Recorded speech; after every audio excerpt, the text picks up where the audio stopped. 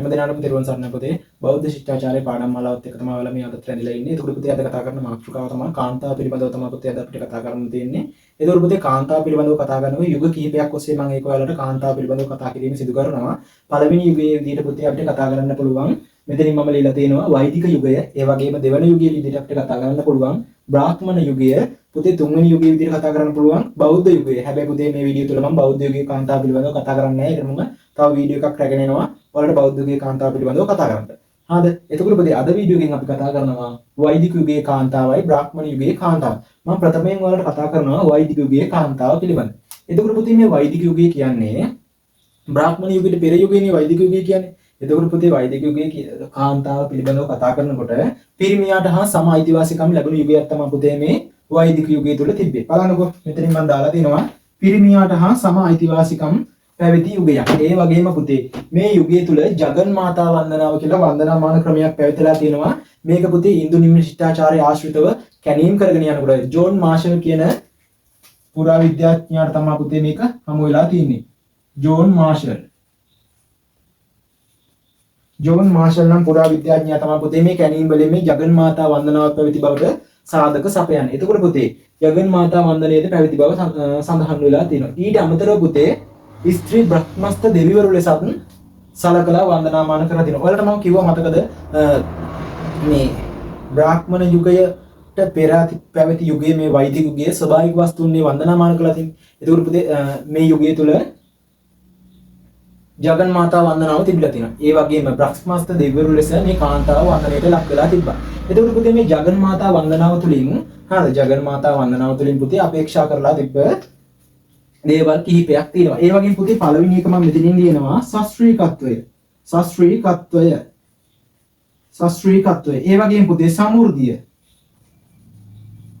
ශාස්ත්‍රීයත්වය, සමෘද්ධිය, ඒ වගේම මාතෘත්වය, ශාස්ත්‍රීයත්වය, සමෘද්ධිය, මාතෘත්වය, ඒ වගේම කන්‍යාභාවය, ඒ වගේම පුතේ භවභෝග සම්පත්,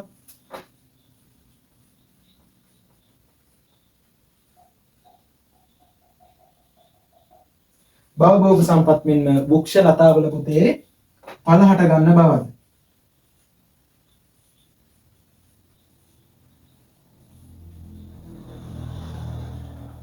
වෘක්ෂ ලතාවල පල හට ගන්න බවත් පුතේ මේ වෛදික යුගයේ කාන්තාව පිළිබඳව කතා කරනකොට මේ ජගන් මාතා වන්දනාව තුළින් අපේක්ෂා කරලා තියෙනවා. ඒ වගේම පුතේ මේ වෛදික යුගයේ කාන්තාව පිළිබඳව කතා කරනකොට තවත් දෙයක් තමයි පුතේ කාන්තාවන්ගේ නම් බොහෝ විට ගංගා ආශ්‍රිතව යොදාගෙන තියෙනවා. ස්ත්‍රීලිංග පද ගංගා ආශ්‍රිතව යොදාගෙන තියෙනවා. ඒ අතර පුතේ මෙතනින් මම ලියලා තිනවා මේ බලන්න යමුනා, අචිරවතී, ගංගා, ඒ වගේම සරස්වතී ඔන්න ඔය කියන ගංගා පිළිබඳව බලනකොට මේ ස්ත්‍රීලිංග නම් තියෙනවා. යමුනා කියනකොට ස්ත්‍රීලිංග පදයක් වගේ ඇහෙනවා. ඒ වගේම අචිරවතී, ගංගා ඔන්න ඔය කියන නම් කියනකොට ස්ත්‍රීලිංග පදයක් වලට ඇහෙනවා. එතකොට පුතේ මේ කාන්තාවගේ නම් යොදාගෙන තියෙනවා ගංගා ආශ්‍රිතව. එතකොට පුතේ කාන්තාව නිකන් මහත් ඉහළින් තමයි සලකලා තියෙන්නේ. ඒ වගේම පුතේ මෙන්න මේ වෛදික යුගයේ තුල තවත් දෙයක් තමයි පුතේ පිරිමියා මියගිය කාන්තාව ඉන්නවනේ බින්දපු කාන්තාව අන්න ඒ වගේ වින්නු කාන්තාවන්ට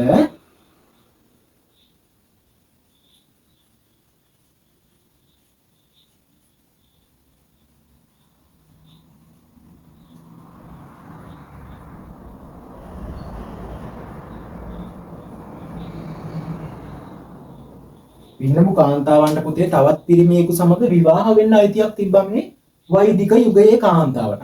එතකොට පුතේ බලන්න වෛදික යුගයේ කාන්තාව පිළිබඳව ප්‍රශ්නයක් අහලා තිබොත් අපිට ලියන්න පුළුවන් වෛදික යුගයේ කාන්තාවට තමයි පිරිමියා හා සම අයිතිවාසිකම් ලැබුණේ. ඒ වගේම ජගන් මාතා වන්දනාව තිබ්බා. ජගන් මාතා වන්දනාවෙන් අපේක්ෂා කරා ශාස්ත්‍රීයත්වයේ, සමෘද්ධිය, මාතෘත්වයේ, කන්‍යාභාවයේ, වෘක්ෂ ලතාවල පලහට ගන්නා බවත්, ඒ වගේම භවභෝග සම්පත් වලින් පිරෙන බවත් එන්න වගේ කියනවා මේ ජගන් මාතා වන්දනාව තුළින් අපේක්ෂා කරා. එතකොට පුතේ මේ ජගන් මාතා වන්දනාව සොයාගත්තේ කවුද? Hindu නිම්න ශිෂ්ටාචාරය ආශ්‍රිතව ජෝන් මාෂල් නම් පුද්ගලයා තමයි පුතේ. ජෝන් මාෂල් නම් පුරාවිද්‍යාඥයා තමයි මේක හොයාගත්තේ Hindu නිම්න ශිෂ්ටාචාරය ආශ්‍රිතව. ඒ වගේම බ්‍රහ්මස්ත දෙවිවරු ලෙසත් මේ ස්ත්‍රීත්වය ඒ කාලේ වන්දනාවට පත් වෙලා තිබ්බා. ඒ වගේම ගංගාවල පුතේ නම් යොදා ගැනීමේදී මේ බලන්න යමුනා, අචිරවතී, ගංගා, සරවතී ඔන්න ඔය කියන ගංගාවල නම් යොදා ගන්නකොට ස්ත්‍රීත්වය ස්ත්‍රීලිංග පදයක් විදිහටත් යොදාගෙන තියෙනවා. ඒ වගේම වැන්නමු කාන්තාවකට පුතේ තවත් ස්වාමියෙක් සමග විවාහ වෙන්න අයිතියක් තිබ්බා. මොන යුගයේද? වෛදික යුගයේ. අන්න. එතකොට මේ ප්‍රාග් වෛදික යුගය පිළිබඳව තමයි පුතේ මේ ප්‍රාග් වෛදික යුගය තමයි පුතේ මේ කාන්තාව පිළිබඳව මෙන්න මේ අයිතිවාසිකම් පිළිබඳව කතා කරන්න තියෙන්නේ. එතකොට පුතේ දැන් අපි ප්‍රාග් වෛදික යුගයේ කාන්තාව පිළිබඳව කතා කරා. දැන් ඊළඟට කතා කරනවා බ්‍රාහ්මණ යුගයේ කාන්තාව පිළිබඳව. බ්‍රාහ්මණ යුගයේ කාන්තාව කියන්නේ පුතේ මීට වඩා හාත්පසින්ම වෙනස්. හරිද? දැන් වෛදික යුගයේ කාන්තාව නම් පුතේ අයිතිවාසිකම් හිමි කරගත්තනේ පිරිමියා හා සමානව. ඔන්න බලන්නකෝ දැන් බ්‍රාහ්මණ යුගයේ කාන්තාව පිළිබඳව කොහොමද කතා කරන්න තියෙන්නේ කියලා. ඔන්න පුතේ බ්‍රාහ්මණ යුගයේ කාන්තාව පිළිබඳව කතා කරනකොට බලන්න බ්‍රාහ්මණ යුගයේ කාන්තාව කියන්නේ අපි වෛදික යුගයේ කාන්තාව පිළිබඳව කතා කරා. වෛදික යුගයේ කාන්තාව කියන්නේ පුතේ පිරිමියා හා සමාන අයිතිවාසිකම් ලබාගෙන හිටපු කාන්තාව. හැබැයි පුතේ මේක ක්‍රමයෙන් වෛදික යුගයෙන් පුතේ බ්‍රාහ්මණ යුගයට එනකොට පුතේ බලන්න මේ පෞකාර තැනැත්තියක් ලෙසලු. ඔන්න කාන්තාව කියන්නේ පුතේ පෞකාර තැනැත්තියක් ලෙස දැක්වුවා. පෞකාර තැනැත්තියක් ලෙස දැක්වීම. එතකොට පුතේ පෞකාර තැනැත්තියක් ලෙස දැක්වීම කියන්නේ පුතේ කාන්තාව කියන්නේ මහත් සමාජයේ පහත්ම තැනැත්තියක් ලෙස අර ශුද්‍රයා හා සමාන වගේ අයිතිවාසිකම් තමයි පුතේ මේ බ්‍රාහ්මණ යුගයේ කාන්තාව හිමි කරගෙන හිටියේ. බලන්න පෞකාරී තැනැත්තියක් ලෙස. ඒ වගේම පාපී ක්‍රියා කරන තැනැත්තියක් ලෙසද දැක්වුවා. ඒ වගේම පුතේ අපවිත්‍ර ජාතියක් ලෙසත් දැක්වුවා. බලන්න පාපී කාන්තාවක් ලෙස අපවිත්‍ර ජාතියක් ලෙස ඒ වගේම පුතේ පිරිමියාගේ පුතේ කාම භෝගී භාණ්ඩයක් ලෙසත් දැක්වුවා. පිරිමියා හා සමාන කාම භෝගී භාණ්ඩයක් ලෙසත් මේ කාන්තාව දැක්වුවා. ඒ වගේම පුතේ ගැහැණු දැරිවිගේ උපත පුතේ මහත් පහත් ලෙස දැක්වුවා. ඒ මොකක්ද කියනවනම් පුතේ දැන් දෙමාපියන් මිය ගියාට පස්සේ පුතේ අවසාන චාරිත්‍ර කරනකොට ඒ චාරිත්‍රය කරන්න ඕන පිරිමි පුජ්‍යලෙලු. එතකොට පුතේ ගැහැණු දැරිවියෙක් උපත ලද ඉපදලා හිටියොත් ඒ ක්‍රියාව කරන්න බැරි නිසා තමයි පුතේ මේ ගැහැණු දැරිවියන් උපත ලැබීම පවා පුතේ පාපයක් ලෙස දැක්වුවා. සමහර කාන්තාවන් පුතේ ඉපදෙනකොටම මරපු අවස්ථාවල තිබිලා තියෙනවා. ඒ වගේම පුතේ ස්ත්‍රී දූෂ්‍ය බවත් ඒ වගේම පාරිශුද්ධත්වයේ නැති જાතියක් ලෙසත් පුතේ බ්‍රාහ්මණ යුගයේ කාන්තාව පිළිබඳව කතා කරන්න පුළුවන්. ඊට අමතරව පුතේ කාන්තාවට පුතේ අධ්‍යාපනික නිදහස නැහැ. අධ්‍යාපනික නිදහස නැහැ පුතේ. ඉගෙන ගන්න ඕනේ, ඉගෙන ගන්න ඕනේ, වේද පාඨ ගායනා කරනවා. එහෙම කියලා නිදහසක් තිබෙන්නේ නැහැ. ඒ වගේම පුතේ ආගමික නිදහසක් තිබෙන්නේ නැහැ. ආගමික නිදහසක් තිබෙන්නේ නැහැ කාන්තාවට මේ බ්‍රාහ්මණ යුගය තුළ. ඒ වගේම පුතේ ආර්ථික නිදහසක් තිබෙන්නේ නැහැ. ආර්ථික නිදහසක් තිබෙන්නේ නැහැ. දැන් කාන්තාව මොන හරි තමන්ගේ විවාහයෙන් පස්සේ පුතේ තමන්ට ස්ත්‍රී ධන පෙට්ටියක් තියෙනවා නම් තමන්ට ඒක ස්ත්‍රී ධන පෙට්ටියක් හම්බුණා නම් තමන්ට ඒ කියන්නේ තාත්තා පියාගෙන් තමන්ට හම්බුණා නම් දෑවැද්දක් ලෙස ඒකත් පිරිමියාට දෙන්න ඕන. තමන්ට රත්තරන් බඩුවක්වත් කල්ලාගෙන ඉන්න අවස්ථාවක් තිබෙන්නේ නැහැ. ඒකට ආර්ථික නිදහස පුතේ මේ පැත්තෙන් ගිලිහිලා ගියා. එයාට ඒකට ආගමික නිදහස, අධ්‍යාපනික නිදහස, ඒ වගේම පුතේ සමාජ නිදහසත් එයාට තිබෙන්නේ නැහැ. සමාජීය නිදහස. මේ සමාජීය නිදහස පිළිබඳව කතා කරනකොට පුතේ සූත්‍ර කිහිපයක් ඔස්සේ කතා කරන්න පුළුවන් අපිට සමාජ නිදහස පිළිබඳව පුතේ කතා කරනකොට බලන්න මේ සමාජ නිදහස පිළිබඳව පුතේ කතා කරනකොට ස්ත්‍රී පුතේ කුඩා කාලයේ බාල කාලයේ ළමා කාලයේ ඒ වගේම තරුණ කාලයේ ඔන්න ඔය කියන කාලවල වල ස්ත්‍රී පුතේ ගත කරන්න ඕනි අවදි පිළිබඳව දක්වලා තිබ්බා. ඒ වගේම පුතේ ලාබාල කාන්තාවක් ලාබාල කාන්තාවකට විවාහ කරලා දෙන්නේ පුතේ ඒ ලාබාල කාන්තාව අපි කියමුකෝ වයස අවුරුදු 10ක් කියලා 10ට වඩා 3 ගුණයක් පුතේ 30ක විතර බ්‍රාහ්මණ නැත්තම් පිරිමියෙක් තමයි විවාහ කරලා දෙන්නේ. එතකොට පුතේ සමාජ අයිතීන් පවා ස්ත්‍රියට තිබ්බේ නැහැ ඒ කාලේ. ඒ වගේම පහත්ම තැනැත්තියක් ලෙස තමයි පුතේ සමාජයේ දක්වලා තිබේ. මම මේ සමාජීය නිදහස පැත්තෙන් ගත්තාම බාල කාලේ, ළමා කාලේ, තරුණ කාලේ කාන්තාව කොහොමද ජීවත් වුනේ කියලා පාඩයත් එක්ක ඔයාලට ලියලා මේ විදිහට බෝඩ් එකේ කියන්නම්. ඒක පොඩ්ඩක් බලා ගන්න. හරි පුතේ එතකොට බලන්න බ්‍රාහ්මණ යුගයේ කාන්තාව පිළිබඳව කතා කරනකොට බ්‍රාහ්මණ යුගයේ කාන්තාව පුතේ බාල කාලය, ළමා කාලය සහ මහලු කාලය කියන කාලවල තුලදී ගත කරන ඕන පුතේ පිරිමියා සමගමයි. එතකොට පුතේ මේ බාල ශ්ලෝකයක් තියෙනවා. බාලේ පීතෘ වචේතිෂ්ඨේ ප්‍රාණිග්‍රහස්ස යව්වනේ පුත්තනම් බර්තරේ ප්‍රේතේ න බජේ ස්ත්‍රී ස්වතන්ත්‍ර තාම් කියලා. බලන්න පුතේ එතකොට මේ ශ්ලෝකයේ තුල තියෙනවා පුතේ බාල කාලය පුතේ පියා යටතේ. ඒ වගේම පුතේ යෞවන කාලය පුතේ ස්වාමි පුරුෂයා යටතේ. මහලු කාලය පුතේ මහලු කාලය ගත කරන ඕන කාත් සමගද? තමන්ගේ වැඩිමහලු පුත්‍රයෙක් ඉන්නවා නම් පුතේ ඒ වැඩිමහලු පුත්‍රයා සමග. මේ පුතේ මේ වැඩිමහලු පුත්‍රයා සමග ගත කරන්නේ මොන හේතුවක් නිසාද කියලා ඇහුවොත් ඒ මොන හේතුවක් නිසාද කියලා පුතේ දැනගන්න එක ඒ වැඩිමහල් පුත්‍රයා සමග පුතේ ගත කරන්නේ දැන් බලන්න බාල කාලේ පියා යටතේ ඉන්නවා. එතකොට පුතේ හොඳම යෞවන කාලේ හොඳම තරුණ කාලේ පුතේ යෞවන කාලේ පුතේ දැන් අර මම කියවා නේද ඔයාලට අවුරුදු 10ක කාන්තාවකට නැත්නම් ලාබාල ගැහන් ළමයෙකුට විවාහ කරලා දෙන්න පුතේ අවුරුදු 30ක විතර පිරිමියෙක් කෙනෙක්. එතකොට බලන්න පුතේ එයාගේ හොඳ යෞවන කාලේ එනකොට විවාහ ජීවිතය ගත කරනවා. තරුණ කාලේ ඉඳන් කලින් විවාහ ජීවිතය ගත කරනවා. ඊට පස්සේ පුතේ මහලු කාලයට යනකොට තමන්ගේ වැඩිමහල් පුත්‍රයා සමග තමයි පුතේ ජීවත් වෙන්නේ. ඒ කුමන හේතු නිසාද කිව්වොත් තමන්ගේ ස්වාමි පුරුෂයා පුතේ කොහොමත් මිය යනවනේ නේද? ඒ මිය යන්නේ මොකද? තමන් බාලයි ස්වාමි පුරුෂයා ගොඩක්ම වැඩිමහල්. තමන්ට වඩා අවුරුදු 3 පංගුවක් වැඩිමහල් නේ පුතේ. එතකොට වැඩිමහල් වෙනකොට මේ වැඩිමහල් වෙනකොට ස්වාමියා මිය ගියාට පස්සේ පුතේ තමන්ගේ වැඩිමහල් පුත්‍රයාට තමයි ඉන්න ඕනේ. හරිද? එතකොට පුතේ මේක පිළිබඳව කතා කරනකොට තව එකක් තියෙනවා කතා කරන්න. ඔයාලා අහලා ඇති සති පූජාව කියලා එකක් අහලා තියෙනවද? සති පූජාව. සති පූජාව.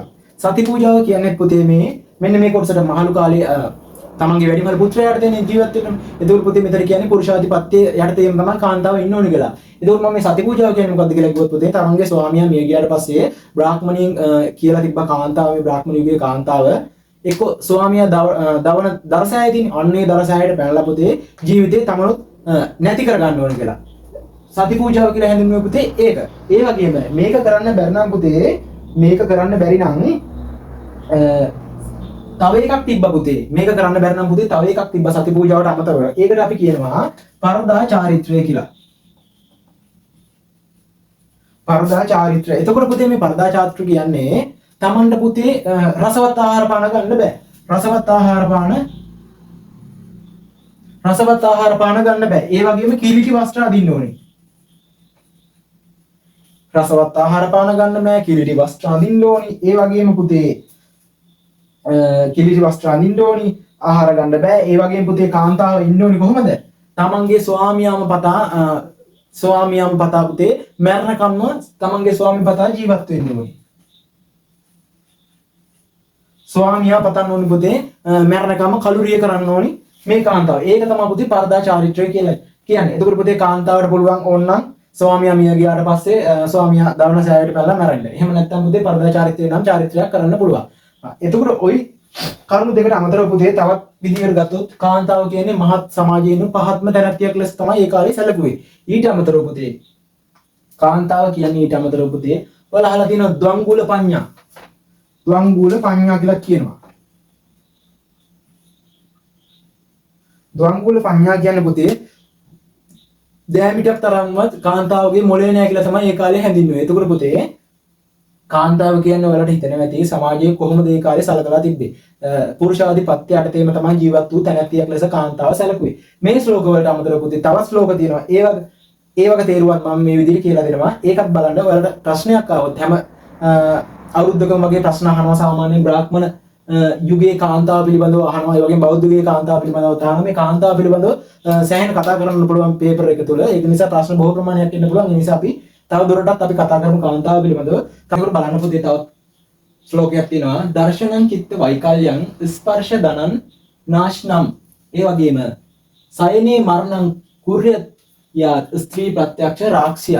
එතකොට පුතේ බලන්න මෙන්න මේ ශ්ලෝකය තුලින් කියලා දෙනවා දැකීම සිහි විකල් කරන බවත්. ඒ කියන්නේ පුතේ ස්ත්‍රිය දැකීම පවා සිහි විකල් කරනවා. ඒ වගේම ධනෙ විනාශ කරවන්න බවත්ලු ස්ත්‍රිය දැකීම ධනෙ විනාශ වෙනවා. ස්ත්‍රියක් ආශ්‍රය කිරීම ධනෙ විනාශ වෙනවා. සිහි විකල් කරනවා. ඒ වගේම පුතේ යහනේ නිදා ගැනීම මරණය උදා කරන බවත්. මේ ශ්ලෝකය තුලින් කියනවා යහනේ නිදා ගැනීම මරණය උදා කරන බවත්. ඒ වගේම ස්ත්‍රිය ප්‍රත්‍යක්ෂ වශයෙන්ම කවුද? මරණාසන්න රාක්ෂියක් බවත් පුතේ දක්වලා තියෙනවා. මේ තියෙන මරණාසන්න රාක්ෂියක් බවත් දක්වලා තියෙනවා. මේ ශ්ලෝකය තුලින් ඊට වඩා පුතේ තව ශ්ලෝකයක් තියෙනවා. ඔයාලා ජනප්‍රිය ශ්ලෝකයක් තියෙනවා. ඒකත් මම දාන්නම්.